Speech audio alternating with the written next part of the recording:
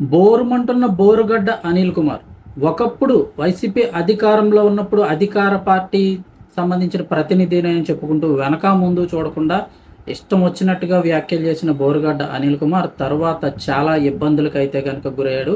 పలు సెక్షన్ల కింద కేసులు నమోదు చేయడంతో పాటు అనేక రకాల ఇబ్బందులు ఎదుర్కొన్నాడు. చాలా ఇంటర్వ్యూలో స్వయంగా తనే చెప్పాడు.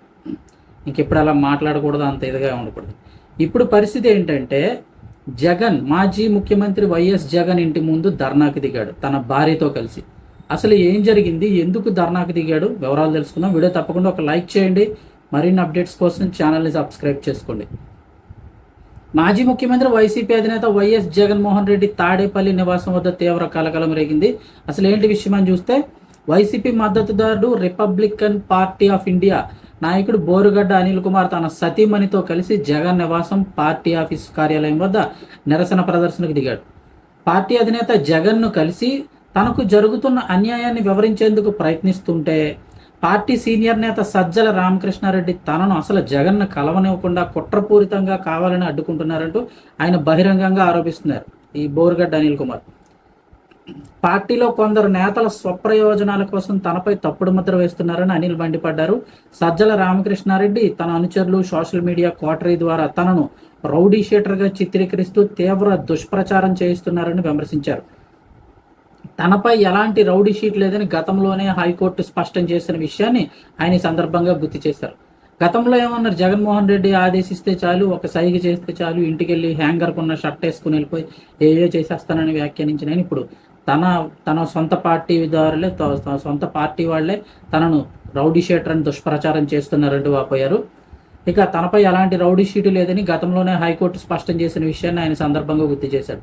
ఇక తప్పుడు సమాచారంతో సమాజంలో తన పరువుకు భంగం కలిగిస్తూ మనోవేదనకు గురి చేస్తున్న వారిపై ఇప్పటికే చట్టపరంగా నోటీసులు జారీ చేశానని తెలిపాడు. ఇక తనను రౌడీ షీటర్గా ప్రచారం చేసిన వారిపై బాధ్యులైన అధికారులపై కూడా చట్ట ప్రకారం చర్యలు తీసుకోవాలని డిమాండ్ చేస్తున్నాడు. ఇక అలాగే గతంలో వైసీపీ అధికారాన్ని కాపాడుకునే క్రమంలో పార్టీ ఆదేశాల మేరకే తాను తీవ్రంగా శ్రమించానని, కూటమి నాయకులైనటువంటి చంద్రబాబు నాయుడు, పవన్ కళ్యాణ్ ఎదుర్కొని దూషించానంటూ బోరుగడ్డ అనిల్ కుమార్ వ్యాఖ్యానించారు. ఇంటర్వ్యూలో కూడా చెప్పాడు, అతను పార్టీ పైనుంచి ఆదేశిస్తేనే నేను తిట్టాను తప్ప వేరే ఏమీ కాదు అని చెప్పేసి.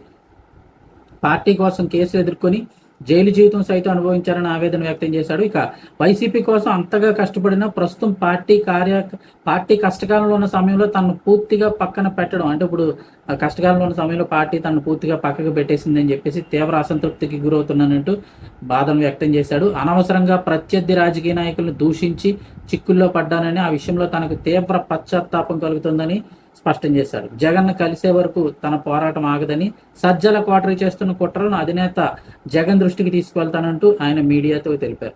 చేతులు గాలిన తర్వాత ఆకులు పట్టుకోవడం అంటే ఇదే అనుకోవచ్చు. అయితే ఇప్పుడున్న పరిస్థితుల్లో చిన్న చీమ చిటుకుమంటేనే సోషల్ మీడియా మొత్తం వైరల్ అయిపోయి ప్రతి ఇంటికి తెలుస్తుంది, ప్రతి ఇంట్లో ఉన్న వ్యక్తులకి కూడా.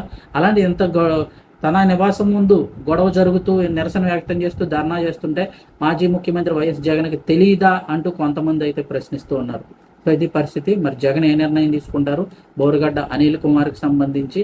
అలాగే బోరుగడ్డ అనిల్ కుమార్ ఇప్పుడు పశ్చాత్తాపడుతూ ఇలా మాట్లాడడంపై మీ అభిప్రాయాన్ని కూడా కామెంట్ సెక్షన్లో తెలియజేయండి.